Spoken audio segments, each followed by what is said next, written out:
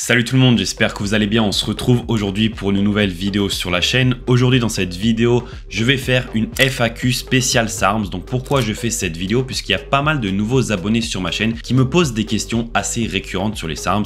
Et je me suis dit pourquoi pas faire une vidéo pour répondre à chacune d'entre elles.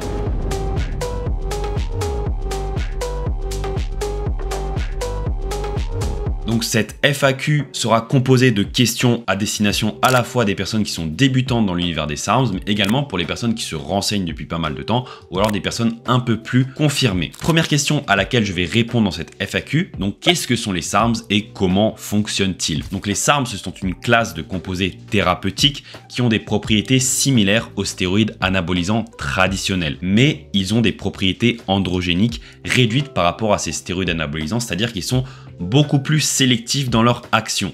Ils ciblent sélectivement les récepteurs aux androgènes dans différentes parties du corps en stimulant la croissance musculaire, en améliorant la densité osseuse et en aidant à la perte de graisse. Donc potentiellement moins d'effets secondaires que les stéroïdes anabolisants classiques. Donc voici leur principal attrait, on va dire, à ce niveau-là. Deuxième question qui m'est le plus posée par rapport aux SARMS, est-ce que les SARMS sont légaux et sûrs à utiliser? Alors les SARMS sont actuellement dans une zone grise de légalité, c'est-à-dire qu'ils sont légaux à acheter et à vendre comme produits chimiques de recherche, mais ils ne sont pas approuvés pour la consommation humaine par les autorités sanitaires, donc notamment la FDA aux États-Unis. Donc leur sécurité, quant à elle, au niveau de leur sûreté, les SARMS sont encore en cours d'études cliniques, donc leur sécurité et leur sûreté n'est pas totalement établie. On n'a pas un profil de sécurité clair par rapport à leurs effets secondaires potentiels à long terme. Il y a quand même des préoccupations concernant leurs effets secondaires potentiels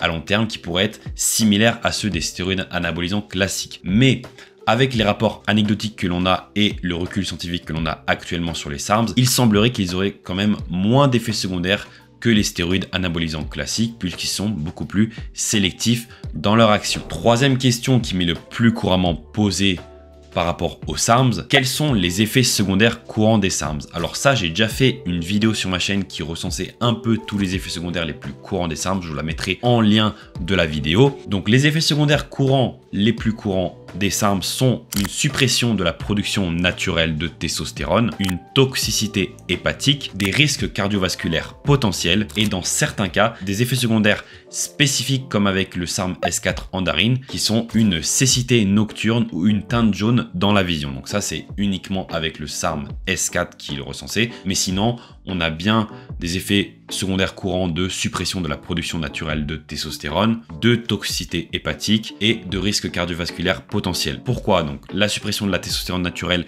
est due en fait à que votre corps reconnaît le SARM comme étant un androgène, donc il va diminuer sa production de testostérone naturelle puisque le SARM en question va remplir certaines fonctions de la testostérone, donc votre corps ne va pas avoir besoin d'en produire autant. La toxicité hépatique, donc les SARMS sont principalement pris par voie orale et lorsque vous prenez un produit par voie orale, il va être métabolisé en partie par le foie et donc il se peut que vous ayez une augmentation des enzymes AST et ALT, donc les enzymes hépatiques. Donc ceci peut être contré bien sûr avec du TUDCA et du NAC comme j'en parle couramment dans mes vidéos. Également pour la suppression de la testostérone naturelle, je vous ai parlé beaucoup dans mes vidéos de l'enclomifène. Et les risques cardiovasculaires donc sont dus à une diminution du bon cholestérol HDL, qui est le cholestérol qui va être protecteur pour votre santé cardiovasculaire, au contraire du cholestérol HDL, donc lui qui est le mauvais cholestérol qui va avoir un effet néfaste sur votre santé cardiovasculaire. Les SARMS généralement vont entraîner une diminution du bon cholestérol HDL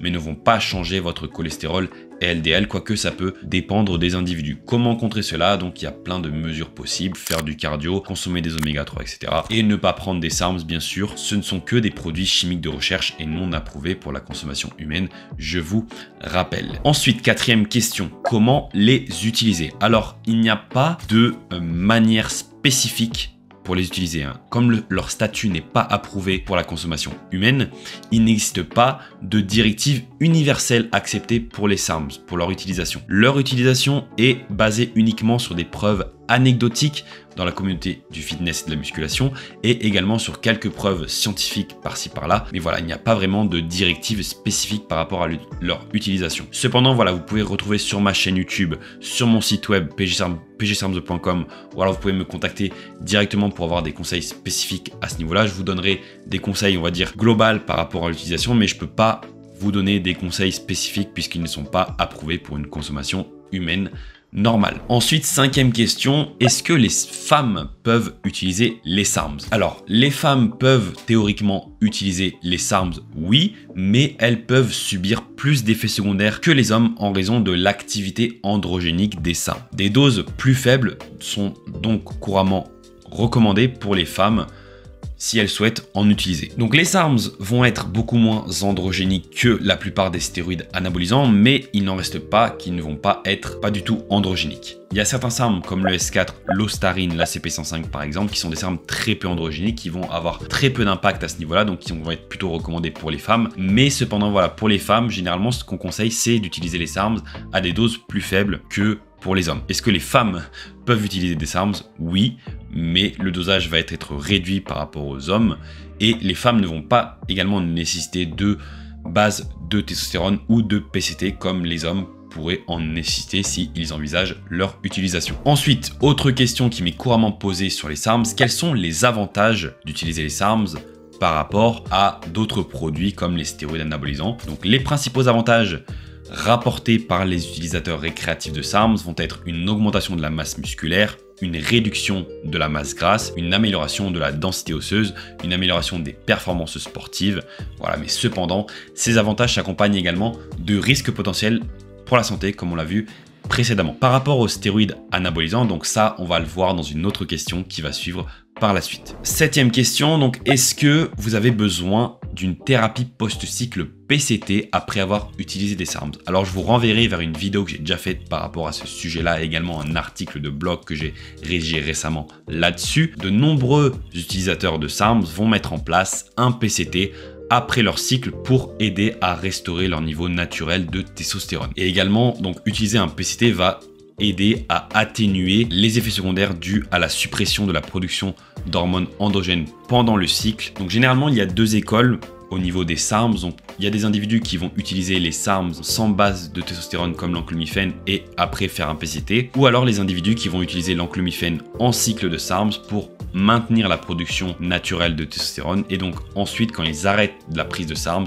ils ne vont pas avoir de changements hormonaux. Donc ça, c'est une méthode que moi je privilégie la plupart du temps, bien que pour certains SARMs comme l'Ostarine par exemple, il ne va pas y avoir de grosse suppression pendant le cycle, donc un PCT peut suffire, un PCT traditionnel. Le PCT va être généralement moins important que pour des molécules plus fortes comme les stéroïdes anabolisants, mais pour certains SARMs assez puissants comme le S23, le LGD 4033, le RAD 140, le RAD 150 et d'autres encore, un PCT va être quand même nécessaire, je pense, pour récupérer plus rapidement vos niveaux hormonaux naturels de testostérone après l'arrêt des produits. Huitième question, où est-ce qu'on peut acheter des SARMs? Alors les SARMs sont disponibles auprès de nombreuses sources en ligne, je pense que vous avez vu ça, principalement commercialisés comme produits chimiques de recherche puisque c'est la seule manière qui peuvent être distribués légalement. Cependant, il faut faire attention puisque le marché n'est pas réglementé et la pureté et la qualité des produits peuvent varier considérablement en fonction des sources. C'est pour ça que moi je vous ai fait une liste de sources fiables donc qui est disponible sur mon Linktree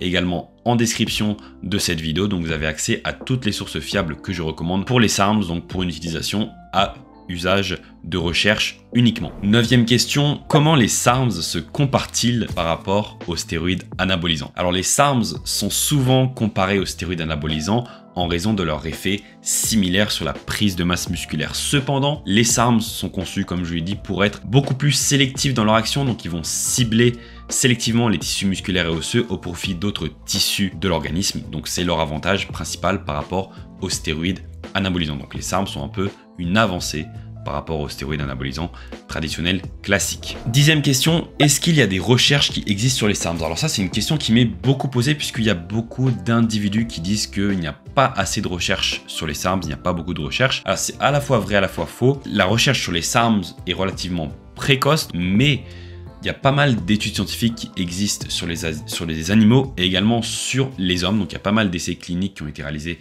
chez les hommes, donc notamment pour le LGD 4033, l'Ostarine, le RAD 140, le MK 677 qui n'est pas vraiment un SARM. Donc ces études suggèrent des avantages potentiels pour la croissance musculaire et osseuse, la perte de graisse et le traitement de certaines conditions médicales, notamment pour le RAD 140. Je vous donne un exemple ici avec la maladie d'Alzheimer. Mais voilà, il n'y a pas de conclusion définitive par rapport aux SARMs, il est vrai. 11e question, est-ce que les SARMs peuvent-ils être détectés lors de tests antidopage? Alors oui, les SARMs peuvent être détectés lors de tests antidopage puisqu'ils ne sont pas autorisés par l'Agence mondiale antidopage ou l'Agence française de lutte contre le dopage. Si vous participez à des compétitions sportives réglementées ou que vous faites partie d'une fédération sportive quelconque, vous ne devez pas utiliser les SARMs puisque ce ne sont pas des molécules autorisées. On a eu récemment un scandale, donc ça n'a pas été prouvé encore, il y a le bénéfice du doute, mais voilà, une championne française d'escrime, donc je crois qui est championne du monde, qui a été testée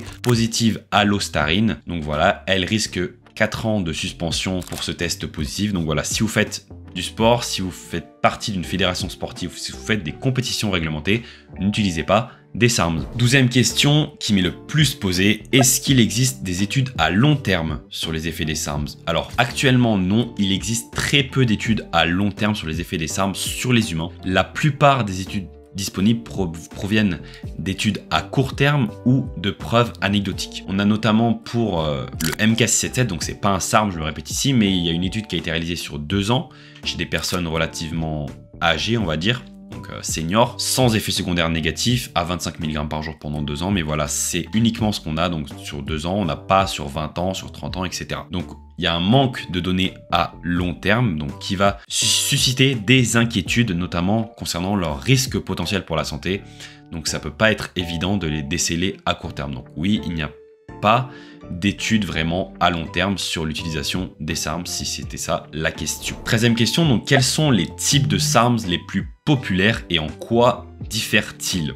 Donc les SARMs les plus populaires incluent l'Ostarine MK 2866, le Ligandrol LGD 4033, l'Andarine S4, le Testolone RAD 140, entre autres. Donc il y en a encore plein d'autres, mais ça c'est les noms, on va dire, les plus populaires. Donc chacun a des potences et des effets, donc des puissances différentes, des effets différents sur la croissance musculaire, sur la perte de graisse et sur l'endurance. Donc leurs profils d'effets secondaires peuvent varier également, ce qui en rend certains plus adaptés à des objectifs spécifiques que d'autres. Donc vous pouvez voir sur ma chaîne YouTube, j'ai pas mal de vidéos sur chaque SARM différent. Donc voilà, par exemple sur le RAD 140, sur l'Ostarine, sur le LGD, sur le S4, sur la Cardarine, etc. J'ai une vidéo normalement pour chaque SARM, donc je vous invite à regarder ma chaîne YouTube pour avoir plus d'informations là-dessus. Ensuite, 14e question, comment doser correctement les SARM? Alors pareil, ici je vais pas pouvoir répondre puisque le dosage correct des SARM est difficile à définir en raison de leur statut non réglementé et du manque de recherche disponible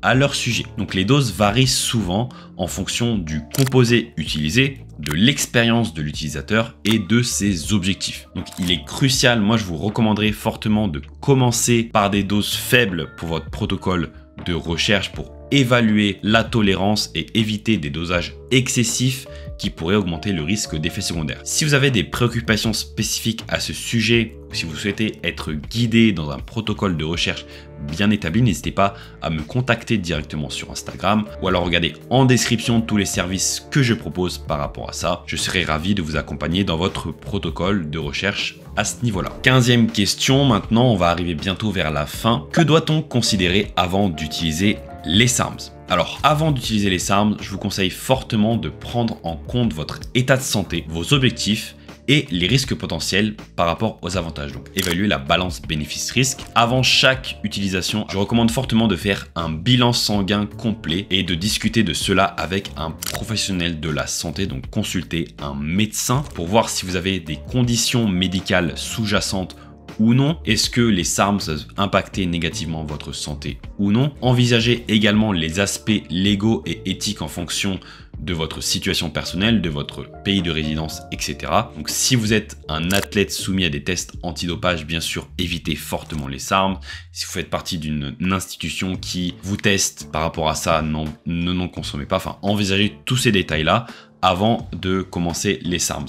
Prenez soin de votre santé, donc faites tout le nécessaire avant de consommer tout type de substance, que ce soit les SARMs ou autres. 16e question, comment le corps réagit à l'arrêt des SARMs? Est-ce qu'on va perdre tous les gains après l'arrêt des SARMs? Comment ça va se passer? À l'arrêt des SARMs, vous pouvez expérimenter une période de déséquilibre hormonal puisque votre corps va essayer de revenir à sa production naturelle de testostérone. Donc cela peut inclure des symptômes de faible niveau de testostérone, donc notamment de fatigue, de perte de gain musculaire. C'est pour ça que moi je recommande fortement une thérapie post-cycle PCT pour aider à rétablir le plus rapidement possible l'équilibre hormonal, ou alors d'utiliser une base de testostérone comme l'enclomifène pendant votre cycle pour éviter tout type de dérèglement. Et enfin, dernière question de cette FAQ, est-ce que les SARMs peuvent-ils affecter l'humeur et la santé mentale? Alors certains utilisateurs signalent des changements d'humeur et de santé mentale lors de l'utilisation des SARMs, moi y compris. Je pense que vous avez vu, ou vous n'avez peut-être pas vu, mais je vous inviterai à la regarder, ma vidéo que j'ai faite récemment sur le RAD 140 pour vous dire comment il a impacté mon agressivité, mon humeur, etc. Les changements au niveau de l'humeur, qu'est-ce qui peut se passer? Vous pouvez avoir une augmentation de l'agressivité avec certains SARMs, une augmentation de l'anxiété ou de la dépression. Donc ces effets sont généralement liés soit à des déséquilibres hormonaux causés par les SARMs, soit au produit en lui-même qui va impacter votre organisme. Donc chaque produit est différent, chaque produit va avoir des effets spécifiques, chaque produit va interagir différemment avec un individu ou un autre. Certains individus ont des effets secondaires, d'autres n'en ont pas à ce niveau-là. Voilà, ça dépend vraiment des personnes. Voilà, si vous n'êtes pas stable mentalement, peut-être que prendre des SARMs n'est pas forcément une bonne idée, ou alors voilà, éviter tous les SARMs qui vont potentiellement augmenter votre anxiété, potentiellement augmenter votre agressivité, etc. Je vous conseillerais d'éviter cela, notamment le RAD 140, enfin tous les SARMs très androgéniques comme le RAD 140, le GH40, le S23 par exemple, qui sont les SARMs qui vont être le plus susceptibles d'affecter votre santé mentale et votre humeur. Donc voilà pour cette FAQ sur les SARMs. J'espère que cette vidéo vous aura intéressé. Si vous avez n'importe quel autre type de questions par rapport aux SARMs, n'hésitez pas à me la poser ci-dessous en commentaire. N'hésitez pas également à liker la vidéo, à vous abonner à la chaîne, à activer la cloche des notifications pour manquer aucune des prochaines vidéos. Voilà, laissez-moi un commentaire, ça aide toujours pour l'algorithme YouTube. Si vous souhaitez me poser n'importe quel type de questions spécifiques, n'hésitez pas à me contacter directement sur mon Instagram qui va s'afficher à l'écran, donc c'est Pierre-Gourdon. Je réponds à n'importe quel type de questions sans problème. Également, n'hésitez pas à checker mon site web pgsarms.com où je publie des articles toutes les semaines sur les SARMs, nootropiques, peptides et suppléments. Voilà, si vous souhaitez en apprendre plus par rapport à ce sujet. Également, n'hésitez pas à checker tous les services que je propose, donc les services de coaching. Le lien est disponible en description de cette vidéo, donc c'est pgsarms.gumroad.com pour tous mes services de coaching et de consultation. Et puis voilà, on se retrouve très vite. À bientôt sur la chaîne. Allez, salut les gars. Bye bye.